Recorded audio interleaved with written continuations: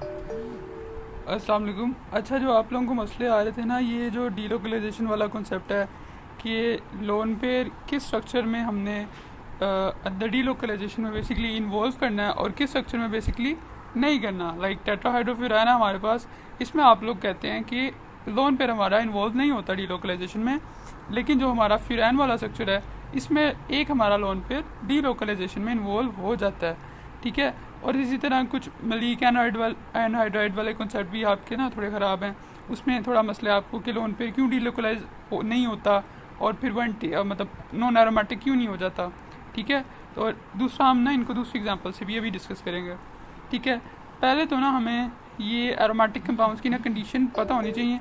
ठीक है। और ये जो लिखी हुई है ना, ये अगर आपको प्रॉपर्ली विजिबल हो रही हैं तो देखिएगा, वो टैब ऊपर नीचे करके जैसे मर्जी अपना फ़ोन को ना। तो पहले तो है हमारे पास कंडीशंस ऑफ एरोमेटिक कंपाउंड, जो हमने पढ़ी हुई है ना सारी वही होंगी ना तमाम। एक तो वो साइक्लिक हो ना, ठीक है, पहले तो वो साइक्लिक हो कंपाउंड, देन वो कंपाउंड प्लेनर हो। ठीक है। ये बड़ी इंपॉर्टेंट कंडीशन है। ठीक है। ये कॉन्जुगेशन और डीलोकलाइजेशन वाली ये हम मिस कर देते होते हैं, लेकिन ये बहुत इंपॉर्टेंट कंडीशन है कॉन्जुगेशन और डीलोकलाइजेशन वाली। ठीक है। और हक्कजुल वाली ना, हक्कजुल वाली तो हमें पता है कि हमारे पास 4n+2 इक्वल्स पाई इलेक्ट्रॉन्स होने चाहिए। तो n हमारा पॉजिटिव इंटीजर हो सकता है। ठीक है। n हमारा क्या हो सकता है, 0 हो सकता है, 1 हो सकता है, 2 हो सकता है। ठीक है। तो वो कोई भी नंबर हो सकता है, लेकिन फ्रैक्शन में नहीं होना चाहिए। 1 2 3 जो हमारे पास पॉजिटिव इंटीजर्स की वैल्यू होती हैं वो होनी चाहिए। ठीक है। तो ये हमारे पास होती हैं कंडीशंस फॉर एरोमेटिसिटी। अच्छा, पहले ना ये जो बहुत क्रूशियल चीज़ जो मैं आपको कह रहा हूँ कॉन्जुगेशन, इसको डिस्कस करना बहुत इंपॉर्टेंट है। ठीक है। हम एक बात पढ़ते होते हैं कि conjugation is a must for resonance, मतलब रेजोनेंस होने के लिए कॉन्जुगेशन लाजमी है। ठीक है। कॉन्जुगेशन के बगैर रेजोनेंस नहीं हो सकती। अब कॉन्जुगेशन क्या होती है, पहले जैसे हमारे पास बेंजीन होता है ना, ऐसा बेंजीन होता है ना, डबल बॉन्ड। ठीक है। हे डबल बॉन्ड, हे डबल बॉन्ड। ठीक है। तो अब इस स्ट्रक्चर में यहाँ पे देखें, एक मैं इसको और क्लियर कर दूँ, यहाँ पे हमारे पास पाई बॉन्ड है, देन सिग्मा बॉन्ड है, देन दोबारा पाई बॉन्ड है, और देन दोबारा सिग्मा बॉन्ड है, और देन दोबारा पाई बॉन्ड है। इसको ना बेसिकली कॉन्जुगेशन कहते हैं हम। अगर हमारे पास कोई कार्बन की स्ट्रेट चेन भी है ना, तो इसको भी हम ऐसे कॉन्जुगेटेड कह सकते हैं। अगर इसमें कोई डबल बॉन्ड या किसी भी चीज़ की रेपिटेशन आ रही है ना, तो इसको हम कॉन्जुगेशन कह सकते हैं। ठीक है। अब ये बात बड़ी इंपॉर्टेंट होती है कि कॉन्जुगेशन सिर्फ ये नहीं होती कि हमारे पास डबल बॉन्ड सिंगल बॉन्ड की कॉन्जुगेशन को हम कह रहे होते हैं, नहीं। अगर हमारे पास ये कार्बन है, कार्बन पे सिग्मा बॉन्ड है, देन अगले कार्बन पे लेट्स सपोज पॉजिटिव चार्ज है, अगले कार्बन पे फिर सिग्मा बॉन्ड है। ठीक है। और देन फिर पॉजिटिव चार्ज है, और मतलब फिर पॉजिटिव चार्ज है, ये भी कॉन्जुगेशन होती है। ठीक है। इसके भी स्टेबिलिटी का रिलेशन होता है। अब अगर हमारे पास कोई हो जाए कॉन्जुगेशन सिग्मा बॉन्ड और देन हमारे पास वो पाई बॉन्ड और देन लोन पेयर की कॉन्जुगेशन हो सकती है, फिर ये रिपीट होगी, सिग्मा बॉन्ड, पाई बॉन्ड और देन लोन पेयर आ जाएगा। ठीक है। किसी भी किस्म की कॉन्जुगेशन होना ज़रूरी है। कॉन्जुगेशन में होता क्या है कि कोई चीज़ हमारे पास ना रिपीट नहीं होती। अगर सिग्मा बॉन्ड है ना, तो देन सिग्मा बॉन्ड नहीं आ सकता। सिग्मा बॉन्ड के पास कोई लोन पेयर आ जाए, लोन पेयर के बाद फिर कोई सिग्मा बॉन्ड आ जाए, देन फिर कोई लोन पेयर आ जाए, और देन दोबारा सिग्मा, ये होती है कॉन्जुगेशन। कॉन्जुगेशन किसी भी टाइप की हो सकती है। वैसे हमने ये जो बेंजीन में पढ़ी है ये होती है सिग्मा बॉन्ड और पाई, सिग्मा पाई कॉन्जुगेशन, ये हम पढ़ते हैं ना, सिग्मा पाई कॉन्जुगेशन, सिग्मा और पाई कॉन्जुगेशन। ठीक है। अब ये कॉन्जुगेशन ना डीलोकलाइजेशन के लिए बहुत इंपॉर्टेंट है। अगर हमारे पास किसी कंपाउंड में कॉन्जुगेशन प्रेजेंट नहीं होगी ना, तो वो कंपाउंड एरोमेटिक नहीं हो सकता।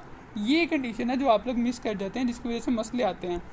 अच्छा, एक एरोमेटिक की कंडीशन तो हमने देख ली, और इसके अलावा ना एंटी एरोमेटिक की भी कंडीशन देखना इंपॉर्टेंट होता है। काइंड इंपॉर्टेंट होता है, अगर इनको मिस भी करा दें तो मसला नहीं है। ठीक है। एरोमेटिक की इंपॉर्टेंट है। ठीक है। ये वैसे पता हो तो बेहतर है। पहली 3 कंडीशन हमारे पास सेम है, साइक्लिक हो, प्लेनर हो, कॉन्जुगेटेड हो, और हक्कजुल की जगह ना उसमें इतने पाई इलेक्ट्रॉन्स हो, 4n इक्वल्स पाई इलेक्ट्रॉन्स हो, मतलब यहाँ पे n की वैल्यू पॉजिटिव आए। जब हम इस इक्वेशन में अपना वो पुट करें ना, आंसर वगैरह जो भी पुट करें, तब हमारी ये वैल्यू आए 4n इक्वल्स पाई इलेक्ट्रॉन।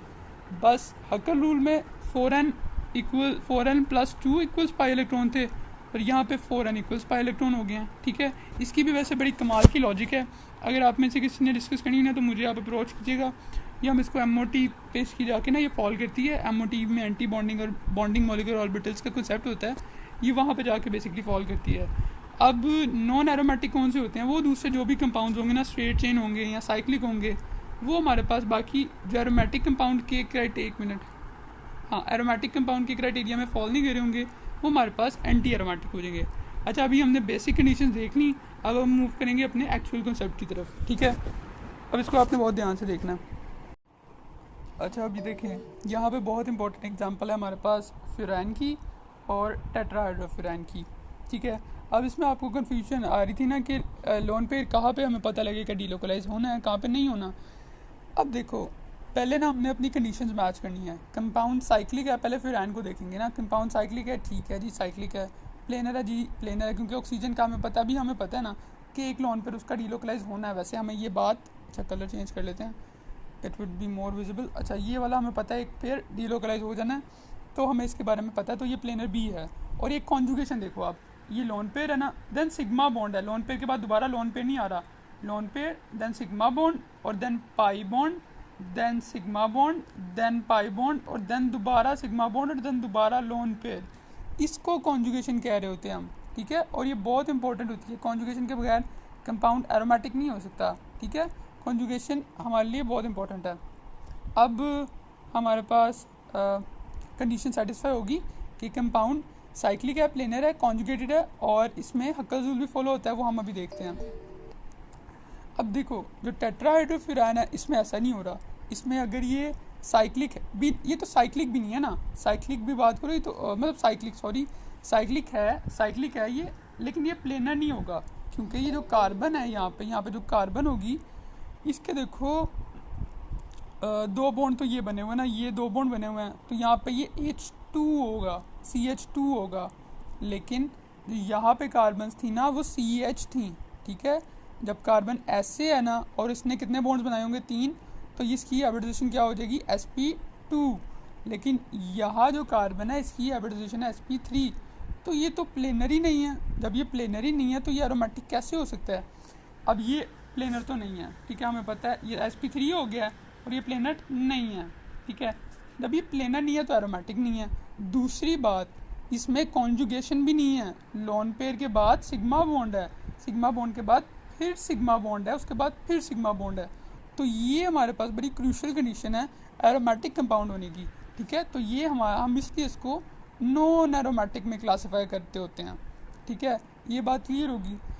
अब फ्यूरान के हमारे पास ना रेजोनेंस स्ट्रक्चर होते हैं। रेजोनेंस का मतलब कि जो कॉन्जुगेट कर रहे होते हैं ना आपस में, ये हमारे पास, अच्छा, अब ये हमने रेजोनेंस स्ट्रक्चर देखे होंगे, जैसे बेंजीन के होते हैं ना हमारे पास रेजोनेंस स्ट्रक्चर, कि ये बेंजीन है ना, तो अगर ये डबल बॉन्ड इन पोजीशंस पे है ना, तो वो उसके रेजोनेटिंग स्ट्रक्चर में अपनी पोजीशन चेंज कर सकते हैं, ठीक है। यही तो रेजोनेशन होती है ना, कि हमारे पास लोन, मतलब ये पाई इलेक्ट्रॉनिक क्लाउड मूव कर रहा है। वैसे हम इसको आइसोलेट भी नहीं करते, ये हमारे पास रोबिन्सन स्ट्रक्चर होता है ना, एक्चुअल जो होता है, ये हमारे पास बेसिकली ना रेजोनेंस स्ट्रक्चर हो जाते हैं, ठीक है। और ये जो भी एरोमेटिक कंपाउंड आप देखें ना, उनमें होंगे। अब ये जो फ्यूरान है, इसमें जब डीलोकलाइजेशन होगी, तो ये देखो, लोन पेयर पहले मूव करेगा और पाई बॉन्ड की सूरत में ये पूरी रिंग में मूव करता जाएगा, ठीक है। आप इसके लाजमी ना रेजोनेंस स्ट्रक्चर ड्रा करके देखिएगा, और फिर ये वाला ना डाउट टोटली क्लियर होगा कि कॉन्जुगेशन क्यों ज़रूरी है। अब देखो, यहाँ पे कॉन्जुगेशन ना होती तो यहाँ पे ये इलेक्ट्रॉन पेयर मूव ना कर सकता, ठीक है। वो आगे जाता तो उसे सिग्मा बॉन्ड मिल जाता, वो अपनी इलेक्ट्रॉन डेंसिटी किसकी तरफ शिफ्ट करता, ठीक है। तो इस वजह से यहाँ पे हमारे पास कॉन्जुगेशन इंपॉर्टेंट होगी, और इसलिए हमारे पास इसके ये रेजोनेंस स्ट्रक्चर बन जाएंगे, किसके, फ्यूरान के। अब अगली बात, ये जो मलीक एनहाइड्राइड वाली बात है, ठीक है। अभी जो मलीक एनहाइड्राइड है, इसमें बेसिकली हमारा कुछ ऐसे होता है। एक मिनट, मैं इसको ज़रा ना रिंग की फॉर्म में बना लूँ ताकि ना मोर क्लैरिटी आ जाए। एक मिनट, देखें, ये हमारे पास होते हैं कार्बन, ठीक है। कार्बन नहीं बनाने थे, अच्छा, ये ऐसे होता है ना, पेंटागन की जो हम देख रहे होते हैं, कभी कभी आ जाता होता है इसका, यहाँ पे आ जाएगा ऑक्सीजन, ठीक है, ऑक्सीजन इधर, और इधर हमारा आ जाएगा कार्बन आयल, ठीक है, इधर भी आ जाएगा कार्बन आयल। अब देखें, यहाँ आप लोग कह रहे होते हैं कि अच्छा, मैंने ऊपर शायद हक्कल रूल नहीं डिस्कस करवाया। हक्कल रूल का आपको बेसिकली पता भी होगा ना। अब इसमें यहाँ पे 6 पाई इलेक्ट्रॉन है, तो 4n+2 इक्वल्स पाई को सॉल्व करें ना, तो हमारे पास n का आंसर कोई आ जाएगा, 1 आ जाएगा। ठीक है, तो वो हक्कल रूल को फॉलो कर रहा होता है, फ्यूरान जो होता है। लेकिन टेट्राहाइड्रोफ्यूरान में मैंने आपको बताया प्लेनर ही नहीं है, कॉन्जुगेशन ही नहीं है, तो ये कहाँ से एरोमेटिक हो सकता है? हक्कल रूल को फॉलो करे ना करे, वो लोन पेयर अंदर जाके शिफ्ट किसकी तरफ होगा? ठीक है, उसको छोड़ दें। अब आपको समझ आ गया होगा। अभी जो मलीक एनहाइड्राइड है, इसमें देखें ऑक्सीजन के ऊपर जो हमारे पास लोन पेयर है, ठीक है, मैं मानता हूँ है। यहाँ पे मुझे बताओ प्लेनर है ये, ठीक है। यहाँ पे कार्बन की ज्योमेट्री sp2 होगी, यहाँ पे भी sp2 होगी, तो ये प्लेनर तो है। अब मुझे देख के बताओ ये कॉन्जुगेटेड है? नहीं। ये देखो यहाँ पे लोन पेयर है ना, कलर चेंज करें तो यहाँ पे लोन पेयर है, यहाँ पे सिग्मा बॉन्ड है, तो यहाँ पे दोबारा सिग्मा बॉन्ड है। ठीक है, सिग्मा बॉन्ड रिपीट हो गया। अभी जो पाई बॉन्ड है ये रिंग के बाहर है। जैसे सर साहब ने डिस्कस करवाया था कि डीलोकलाइजेशन नहीं हो सकती क्योंकि इसकी sp2 वाली इलेक्ट्रॉन डेंसिटी ही बाहर है। वही बात होगी ना कि कॉन्जुगेशन बाहर है इसकी, तो इसमें वो नहीं हो सकती, इसमें लोन पेयर इन्वॉल्व नहीं हो सकता।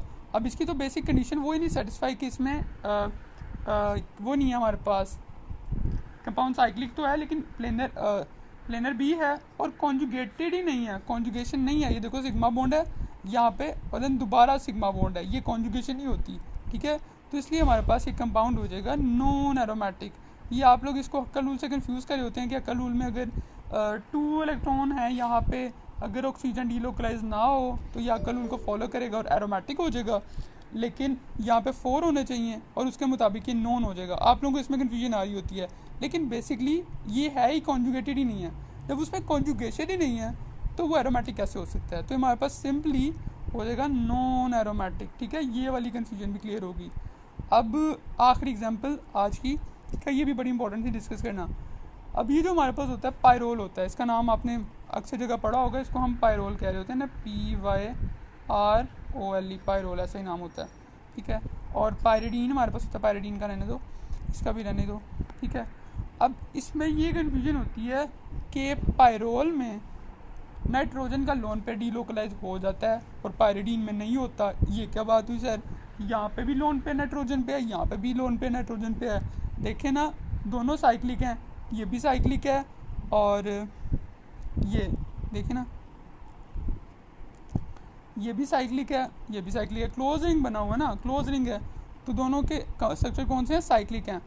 दोनों प्लेनर हैं। ठीक है, इसके कार्बन प्लेनर है, डबल बॉन्ड बने हुए हैं, तो ये हो जाएंगे प्लेनर हो जाएंगे ना।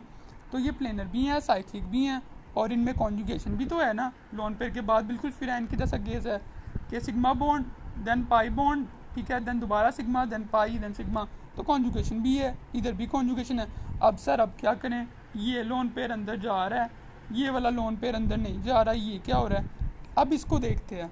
देखो अब पहले ये पायरोल का स्ट्रक्चर देखो, यहाँ पे नाइट्रोजन था, नाइट्रोजन ने कितने बॉन्ड बनाए हुए थे? 3। ठीक है, और उसने एक बॉन्ड बनाया हुआ था इधर पहले कार्बन के साथ, एक दूसरे कार्बन के साथ, और एक उसने बनाया हुआ था हाइड्रोजन के साथ। ये बहुत इंपॉर्टेंट है। जब कोई कंपाउंड sp2 होता है तो उसका जो चौथा शेल होता है, चौथा ऑर्बिटल होता है, वो above and below the plane होता है। ठीक है, जब वो above and below the plane होगा तो वो कुछ इस तरह रिप्रेजेंट होगा। ठीक है, जब वो इस तरह रिप्रेजेंट होगा तो बाकी कार्बन्स के साथ आपको उसका रिलेशन पता लग रहा है कि ये जो बाकी कार्बन्स हैं, ये जो डीलोकलाइज होंगे ना, इनका पाई इलेक्ट्रॉनिक क्लाउड ऐसे ये फैला हुआ होगा। ये मैं प्रॉपर्ली ड्रॉ, मैंने कोशिश की है कि मैं प्रॉपर्ली ड्रॉ करूँ और समझे, इसको आप खुद विजुलाइज करके देखें ना, फिर ज़्यादा क्लैरिटी आएगी। यहाँ पे ये ओवरलैप कर रहे होंगे, ये ओवरलैप, ये ओवरलैप, ये ओवरलैप, इसको इमेजिन करने कि यहाँ पे पाई ओवरलैप है ना। अब देखें, अब यहाँ पे डीलोकलाइजेशन आपको पता लग रहा होगा, देख के पता लग रहा है मुझे कि यहाँ पे डीलोकलाइजेशन कैसे पॉसिबल है। ये above and below the plane है, ये भी above and below the plane है, तो ये एक दूसरे के साथ मूव नहीं कर सकते? डेफिनेटली कर सकते हैं। यहाँ पे जो लोन पेयर होगा इसलिए ये रिंग के अंदर जा सकता है क्योंकि ये प्लेन में आ रहा है उनके, और हाइड्रोजन जो है वो sp2 ओवरलैप करके तो बाहर चला गया है। ठीक है, अब अगर हम पायरिडीन को देखें, अब ये जो पायरिडीन है इसमें नाइट्रोजन की बॉन्डिंग देखें ज़रा। नाइट्रोजन ने 3 बॉन्ड बनाए हुए हैं, sp2 वाले जो सिग्मा बॉन्ड, मतलब जो कह लेना sp2 ऑर्बिटल होंगे उसके, उसके एक sp2 ऑर्बिटल ने कार्बन के साथ बॉन्ड बनाया है, दूसरे sp2 ऑर्बिटल ने भी कार्बन के साथ बॉन्ड बनाया, ऐसे ऑर्बिटल होते हैं ना। तीसरे sp2 ऑर्बिटल में लोन पेयर है उसका। ठीक है, समझ आई? ये ऊपर नहीं पड़ा हुआ, ऐसे नहीं पड़ा हुआ। ठीक।